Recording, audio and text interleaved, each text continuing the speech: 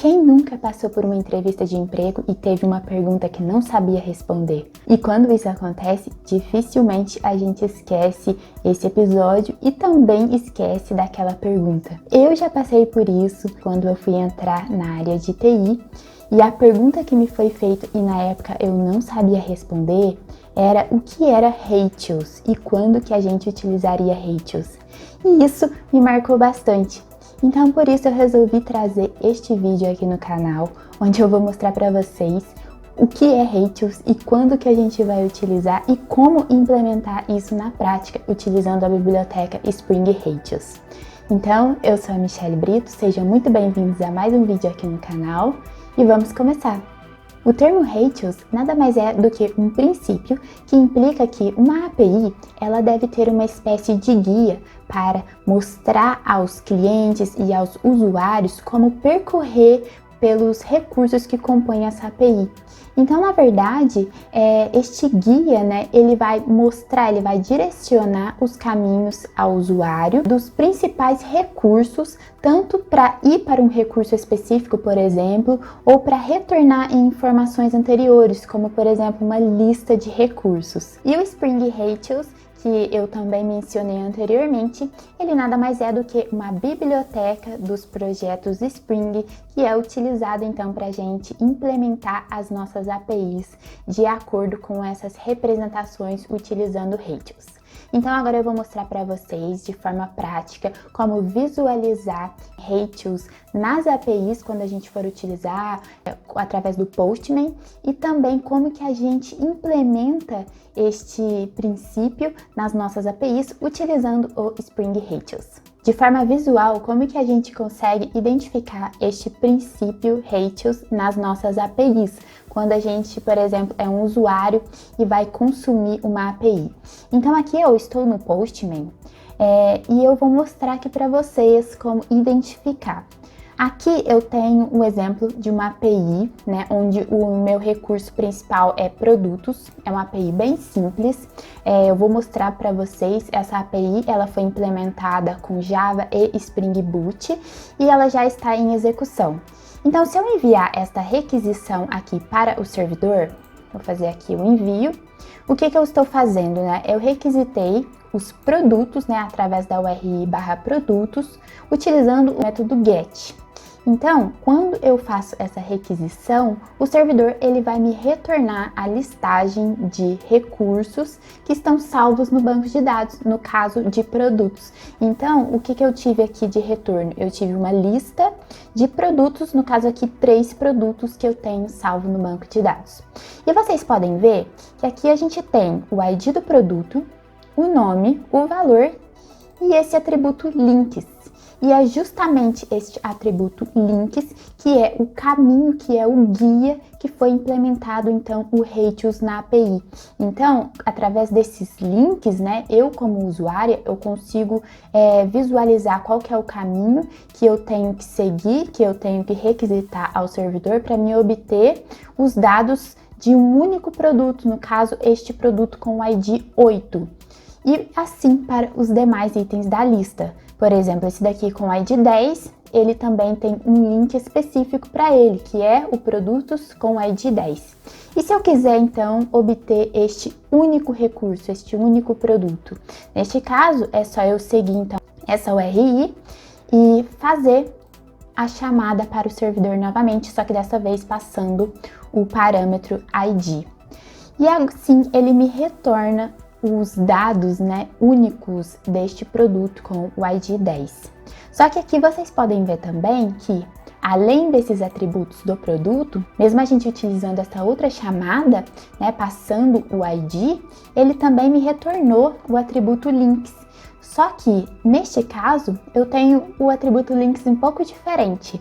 Ao invés dele me redirecionar para um produto específico, ele me mostra que como eu já estou num produto único, eu posso retornar para a listagem de produtos que eu fiz a requisição anteriormente.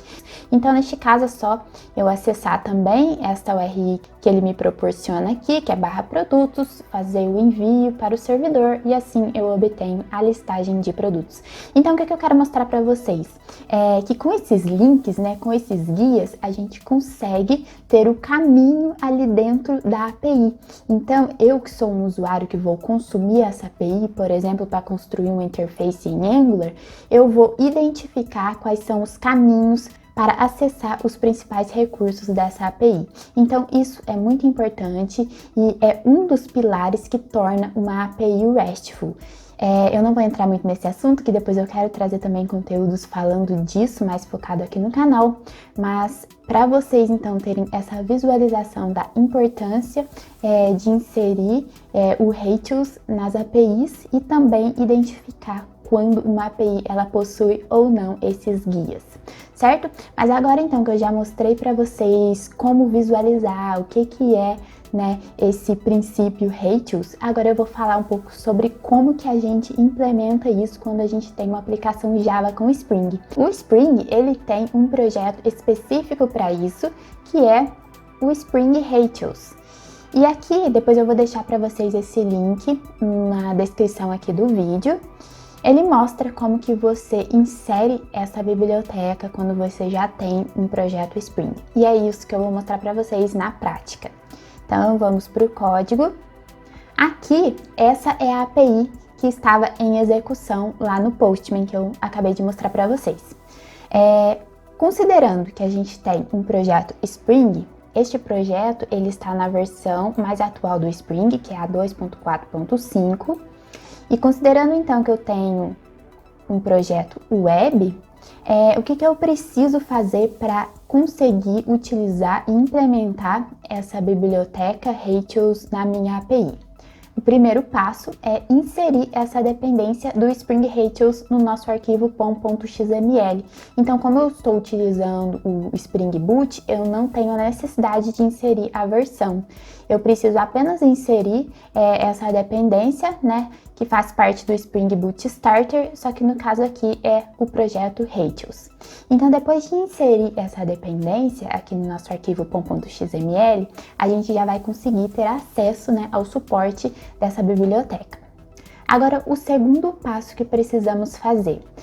Lembra que eu mostrei para vocês, aqui, se eu voltar no Postman, que a gente tem, na hora que eu faço uma requisição ao back-end, né, ao servidor, da listagem de produtos ou de um produto específico, ele me retorna o ID do produto, o nome, o valor e links. Porém, se vocês olharem aqui o mapeamento, eu não tenho nenhum link neste mapeamento. Eu não tenho nenhum atributo que se chama links. Porque eu tenho ID, eu tenho nome, eu tenho valor na minha entidade de produto, porém eu não tenho os links, né? E como que esses links surgiram lá naquele retorno? Para isso, a primeira coisa que a gente precisa fazer depois de colocar a dependência no pom.xml é fazer com que a nossa entidade, né, que o nosso recurso, neste caso o recurso produto, ele estenda a classe Representation Model. Porque essa classe, se eu olhar aqui, mostrar aqui para vocês, olha, ela faz parte do projeto da biblioteca RESTful. E com essa classe, a gente vai ter acesso ao método add. E esse método add, ele recebe como parâmetro um objeto link, e é este objeto link que tem estes dois atributos aqui que a gente viu na API, que é rel e o href. Este atributo rel, ele mostra qual que é a relação deste recurso, e o atributo href é a URI, né, para o caminho para obter esse recurso em si. Voltando aqui, então é preciso, para a gente conseguir utilizar esse método add que utiliza desse objeto link, a gente precisa estender a nossa entidade, o nosso recurso, estender essa classe Representation Model, que é da biblioteca RESTful. Bom, feito isso, agora a gente vai para o terceiro passo. O terceiro passo, a gente vai manipular então os dados aqui no controller. Então aqui eu tenho um controller bem simples que se chama produto controller, ele está anotado com @REST_controller. E a gente vai focar nestes dois métodos aqui, tanto o método getAllProdutos e o getOneProduto, certo? No primeiro método, na hora que essa aplicação, né, essa API, ela recebe a requisição /produtos, é retornado para o cliente a lista de produtos que estão salvos no banco. Então, seguindo aqui o passo a passo do método, quando este método ele é acionado, a primeira coisa que acontece é a gente aciona o repository que faz uma busca no banco de dados e retorna nesta variável produto list todos os produtos que estão salvos. Bom, depois disso é feita uma verificação para ver se essa lista está vazia ou não. Se ela estiver vazia, retorna um not found para o cliente. Se ela não estiver vazia, aí a gente cai neste for aqui. Este for serve para quê? Porque em cada produto, né, que tem na lista, no nosso caso ali tinha apenas 3, a gente precisa passar por cada um deles para criar este link do Ratios e criar este link de forma dinâmica. Este link, ele pode ser criado de forma estática, como uma string, por exemplo, só que isso não é um bom padrão, porque ele vai ficar fixo, né? A melhor maneira é a gente criar ele de forma dinâmica.